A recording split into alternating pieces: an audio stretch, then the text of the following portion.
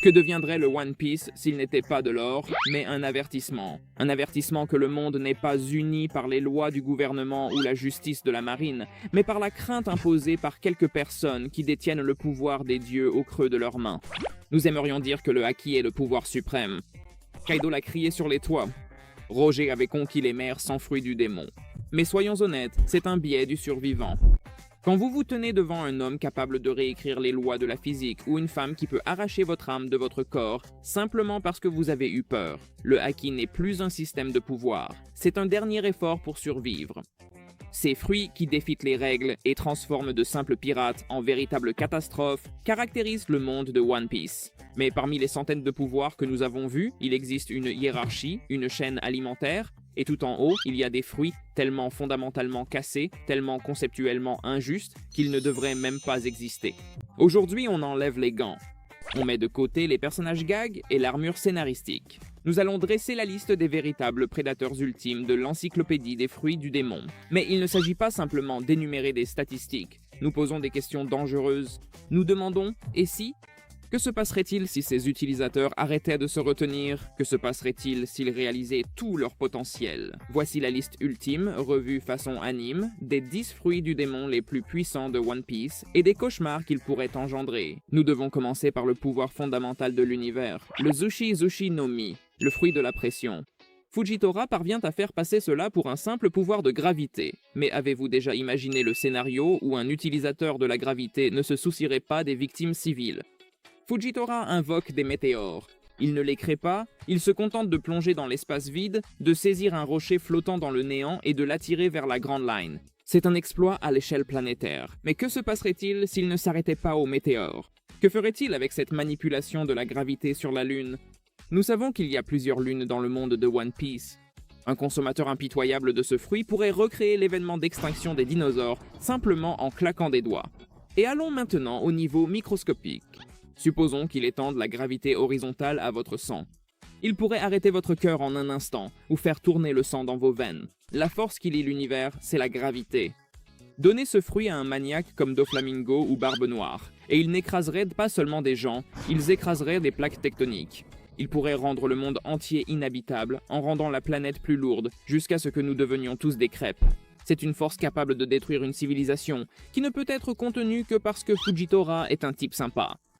Ensuite, il y a le fruit dont Dieu lui-même, le dieu de la jalousie, serait jaloux, le Goro Goro no Mi, le fruit du Fulguro Fulguro. Ener était un gros poisson dans une petite mare, et pourtant ce fruit est un monstre. Foudre, chaleur et destruction. Mais il y a cependant le « et si ». Que se serait-il passé si Ener était descendu sur la mer Bleue et avait acquis un Haki supérieur? Combinez la vision du futur avec la vitesse de la foudre, et vous devenez intouchable. Mais l'horreur va plus loin. L'électricité contrôle le système nerveux. Un expert de ce fruit ne doit pas seulement lancer des éclairs, il devrait pouvoir réguler les impulsions électriques dans votre cerveau. Imaginez un utilisateur éveillé piratant votre esprit et éteignant vos organes sans jamais brûler votre peau. Sans Luffy, qui est fait de caoutchouc, le seul contre naturel, il n'y a pas de combat.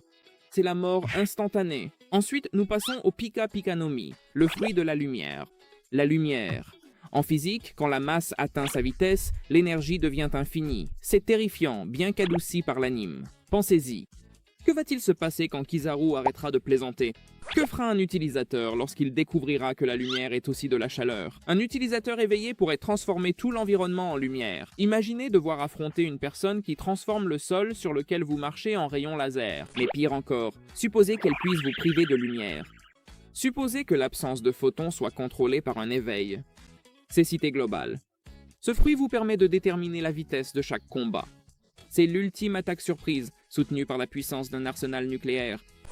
Et ensuite, nous avons le fruit de la létalité absolue, le Magu Magu no Mi, le fruit du magma. C'est le fruit qui possède la plus grande puissance offensive du groupe. Quand Akainu vous frappe, vous n'avez pas un bleu, vous perdez un membre. Cependant, le « et si » concerne l'environnement. Punk Hazard a été transformé à jamais par Akainu. Maintenant, imaginez qu'il éveille ce pouvoir dans une localité peuplée. Supposons qu'il transforme l'océan lui-même en magma. Nous savons que les utilisateurs de fruits du démon coulent. Mais que se passerait-il si l'utilisateur faisait immédiatement s'évaporer l'eau? Il pourrait transformer une bataille en mer en une éruption volcanique. C'est l'ultime épuiseur d'endurance, puisque chaque affrontement comporte le risque de brûler vif. Ensuite, nous avons le concept, le Soru Soru no Mi, le fruit de l'âme. Big Mom est une combattante monstrueuse, tandis que son fruit est un code de triche. Il offre la possibilité de communiquer avec la force vitale elle-même. Le scénario hypothétique, dans ce cas, bouleverse complètement le jeu. Et si Big Mom n'était pas folle? Imaginez ce fruit entre les mains d'un génie stratégique. Les âmes peuvent être placées dans des objets. Nous l'avons vu créer une armée. Mais que se passerait-il si elle mettait une âme dans la mer? Si vous pouvez faire de la mer un Omi, la faiblesse des fruits du démon disparaît. Imaginez un réseau d'espions constitué d'oxygène, ou la guérison par manipulation des âmes. Ne vivrait-elle pas éternellement si elle récoltait assez d'âmes? Cela fait de l'utilisateur un nécromancien et un dieu de la nature. C'est un kit d'armée à lui tout seul. Au milieu, nous avons le Zoan le plus puissant découvert récemment, le Uo Uo no Mi, modèle, Seiryu, le fruit de Kaido, le dragon azur. C'est le test de statistique ultime. Des écailles plus dures que le métal et un souffle capable de raser des montagnes. Mais regardez le pouvoir passif. Kaido a soulevé une île entière en pleine guerre. Voilà la question effrayante. Et si, qu'aurait-il fait s'il ne s'était pas arrêté à une seule île? Un dragon éveillé pourrait-il créer assez de nuages de flammes pour soulever la Red Line ou faire tomber un continent? Cette longévité forme un mur que 99% des pirates ne pourront jamais franchir. Il est impossible de blesser l'utilisateur sans le Rio avancé. Cela fait de vous un boss de raid. Vient ensuite le fruit dont la raison est le fléau, l'Ope Ope no Mi, le Fruit Hop Hop. À l'intérieur de la room se trouve Dieu. Il contrôle l'espace et la matière et grille les organes sans déchirer la peau. Cependant, les possibilités du « et si » relèvent de la théorie du complot.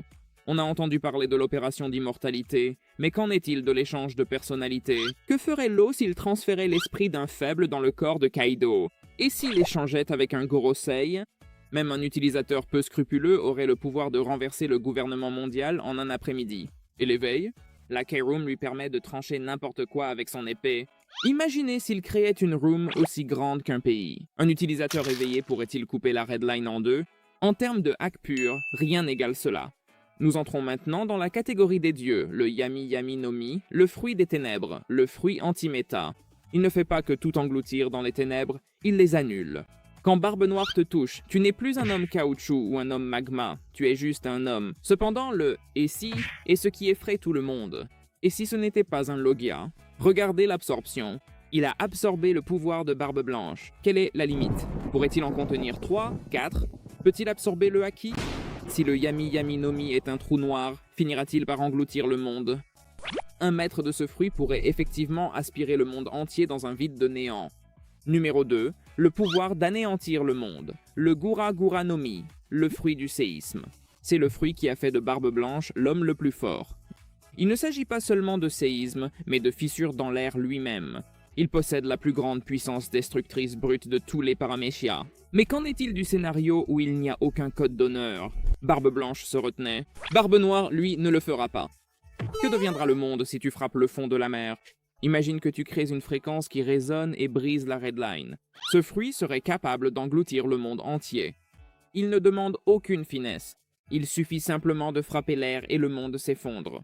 Mais au-dessus d'eux, il y a un fruit qui a caché son véritable nom pendant 800 ans. Le Hito Hito no Mi, modèle Nika, le guerrier de la libération.